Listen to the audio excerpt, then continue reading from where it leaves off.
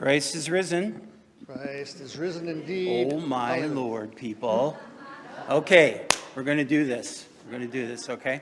So, when I was growing up, I grew up in the Latin Rite, Roman Catholic, and I also grew up going to the Byzantine Church, the Eastern Rites. And on Easter Sunday and all throughout the Easter season, we would greet each other and say, Christ is risen, and then people would respond, truly, he is risen. So that's what we're going to do, and we're going to make the neighbors wonder what's going on over there. Okay? All right, very good. So, Christ is risen. Truly, he is risen. Oh, you're wonderful. You're wonderful. Resurrection is not a third-person encounter. Okay? It's a first-person encounter. As we hear in the gospel today, Mary Magdalene says, I have seen the Lord. Now, we could argue and say, well, I wasn't there 2,000 years ago, and I didn't touch him, and yeah, that's true. But that is not the only way of seeing. Right? Just like Jesus says later in the gospel, he says to Thomas, right, one of the resurrection appearances, put your hand into my side. Put your finger into the wounds, that the nails made. And Thomas says that beautiful expression, my Lord and my God, right? He's expressing belief. Then what does Jesus say? Blessed are not just those who have seen, but will come to believe in me, right? So it's a different kind of seeing, but it's as valid as the first apostles and Christians who did see him.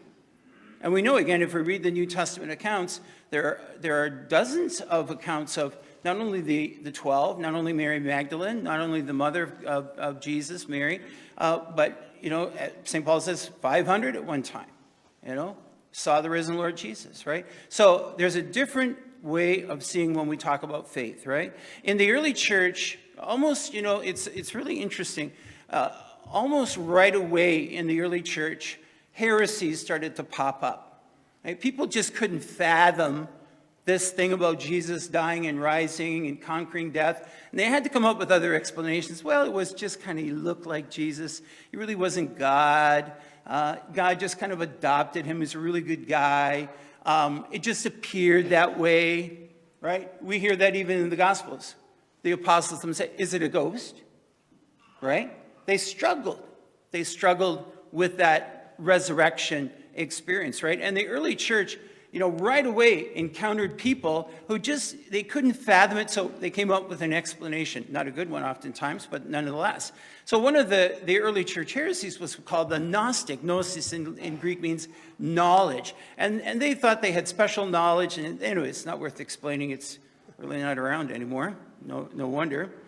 But this was the attempt by many in those early centuries to try to explain this so I could put my brain around it, I could fathom it, I could make sense of this.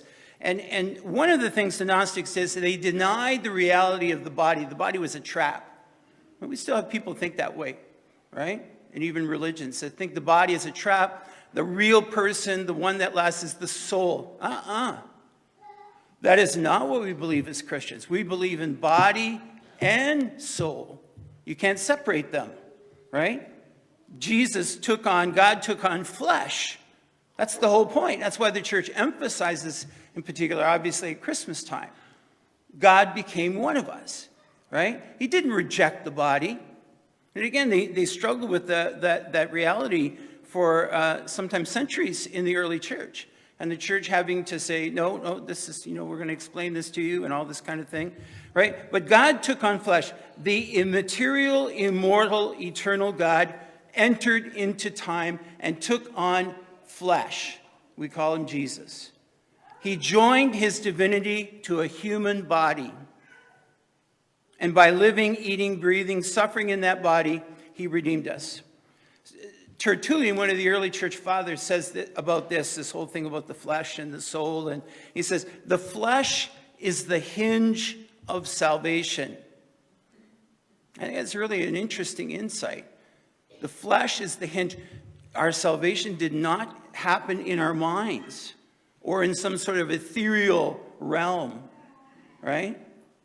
It happened in the flesh, right? This mortal flesh that we share with Jesus, right? Or he shares with us. Without the body, no one is saved. He has conquered death, and that means the body. has been redeemed. And we will spend eternity. This is one of the things unfortunately, I think a lot of Catholics have failed to learn or forgotten about is we will spend eternity, body and soul, at the resurrection on the final day when Christ raises up the dead, okay, from the earth. St. Paul talks about this. And we will spend eternity in this body, redeemed, changed, St. Paul says. He says exactly what it's like. We don't know. We can't put our brains around it yet. But in that resurrection experience at the end of time, when Jesus comes to bring us home, our eternal home in heaven, we will be in heaven, body and soul. That's why death is so hard, because it's the separation of the body and the soul. Right? That's why it's so terrible to experience death. Right? Not just the suffering Jesus, but all of us. We experience death, loss of loved ones, or even our own death sometimes. For people, it's just really hard. Disease, cancer, sickness, violence, war, the separation of body and soul was never meant to be. Right? So it's very hard, but the good news is that God has come, Jesus has come to redeem us, not only our souls, but our bodies too. Right? The whole person. And we have all kinds of beautiful symbols around us in this Easter season that remind us of what are the consequences of that reality. So you could say, so what, Father? That's nice, good theology, but so what? Well, I'll tell you so what. Let's take the Paschal candle that's right here. It's a beautiful Paschal candle that was blessed last night at the Easter Vigil. And will be lit every Sunday of Easter. And then at baptisms and, all throughout the year. And what we're going to see is this beautiful big tall candle is going to go boop, boop, boop, boop, boop, boop, boop. It's going to go down. Till the end of the year when we get the new Easter candle, the old one will be about maybe this big if we're lucky. All right? And the candle is a symbol, of course, of Christ, our light. The light of Christ in our lives. But, think about it. Expand your mind about this, eh? The candle doesn't make any noise. It selfishly goes about what it was meant to do, to burn away, to provide the light. Okay? And through this coming year, the candle reminds us what we need to do, and that's giving ourselves away, right? Burning away with the light of Christ, right? So all these symbols are very powerful. I remember one time I was visiting in Rome a friend who was a Jesuit, member of the Jesuit order, and he invited me to come to the headquarters where St. Ignatius of Loyola, I'm a great admirer, St. Ignatius and other of the great Jesuit saints, great missionaries, are remembered, and where their headquarters in Rome. And so I was very interested in the foyer and the entrance of the institute, the Jesuit Institute in Rome. There's a ginormous statue of St. Ignatius, the founder of the Jesuits, sending forth St. Francis Xavier into the missions. It's beautiful. And the words below, ite inflammate omnia, meaning go and set the world on fire. That's what it's reminding us of. Now, the funny thing was, on the wall behind those statues, there was the biggest fire extinguisher I've ever seen in my life.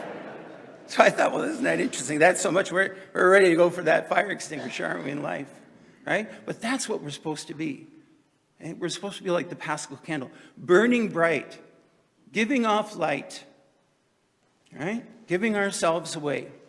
The waters of baptism. Last night, I don't know at this parish if you had any baptism, but all throughout the church, many were brought into the faith through baptism, and of course confirmation and the other sacraments as well. And what does water do? Water flows, right? It's not static. If it is, it's dangerous. It's diseased, right? Water refreshes and it cleanses. And you think about that. Every time you put your hand in that holy water font this Easter season, you think about that. Water flows. That's what I'm supposed to do. My life is to flow, is to be like the Paschal candle, be given away, to refresh, to be refreshed, not only myself, but to be water for others, be a refreshment for others. Cleanse myself, but also be a cleansing agent in the world, an agent of love and peace and thanksgiving. Right? And then ultimately what we're celebrating today, and certainly they did last night, the Eucharist, right? Giving thanks. That's what literally Eucharisto means, giving thanks. I'll tell you a story. When I was in the seminary in Canada, St. Peter's, down the hill was a Greek Orthodox parish. I speak a little bit of Greek because I grew up with some Greek friends. So I know the right words like, hello, grandma, things like that, because you get a cookie, and things like that. So I knew how to work the system in about 7, 8 languages. So anyways, every year the Greek Orthodox parish would have its little bazaar, and they'd sell their cookies, and the ladies would have all this, things from Greece and make their own little goodies and all that stuff. And I'd say to the guys, I'd get a group of guys, and I said, come on, we're going down to the Greek Orthodox Church. And they'd say, well, why? I said, because they're having their bazaar. And we're going to get cookies. Well, talk to a college guy about food. Well, I'm hooked, right? So they would all come marching down with me, but they were all nervous, and they would, what are we going to do? They're all Greek. We don't speak Greek. And I said, just watch the magic. Watch. I would say that to them. Watch the magic. And we would go in, and they'd give us a beautiful service, a tea service, and they'd sit us down, and they'd give us a little plate of cookies. And this is where the magic happened. And I would say to the lady, I would greet them in Greek, and then at the end I'd say, Eucharisto, thank you, Eucharist. And you know what would happen? The little Greek lady would say, oh, you're such a nice Greek boy. Here, have some more cookies. And the guys would just light up like, hallelujah, So we're to give thanks. The Eucharist reminds us, not just on Sunday, but every day. And so that you and I can become a gift, right?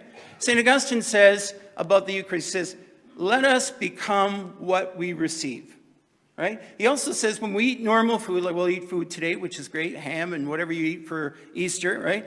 That he says that food becomes part of us. He says, however, the Eucharist is different, because when we take of this food, this sacred food, we become part of him.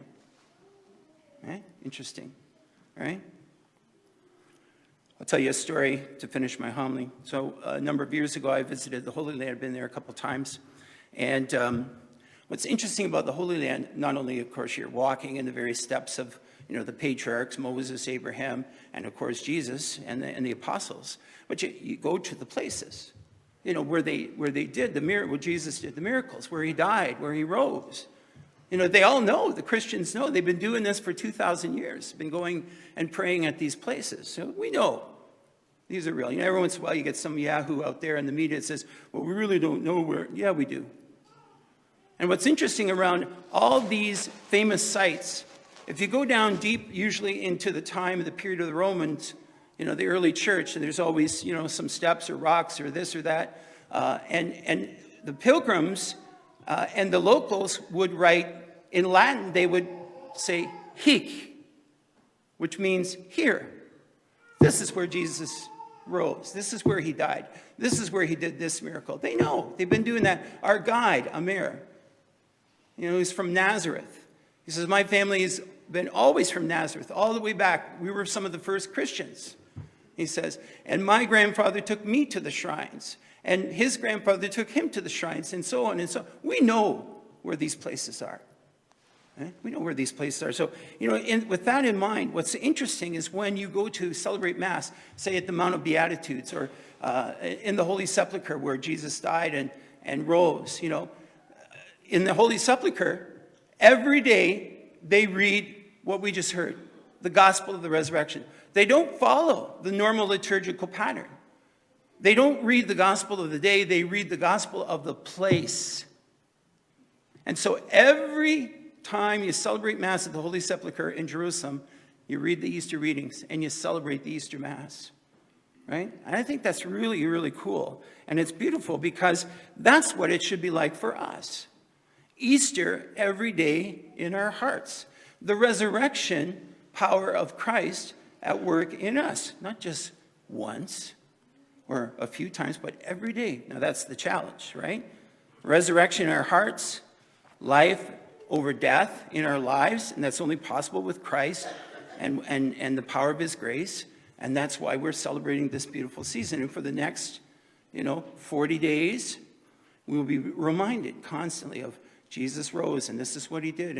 And all those gospels are going to be teaching us something very important. So we need to listen, right? so that we can be like the candle. We can be like the Eucharist. We can be broken and given away. We can light the world and set it on fire, right? Give ourselves away. That's the challenge of this new holy season of Easter. God bless you all.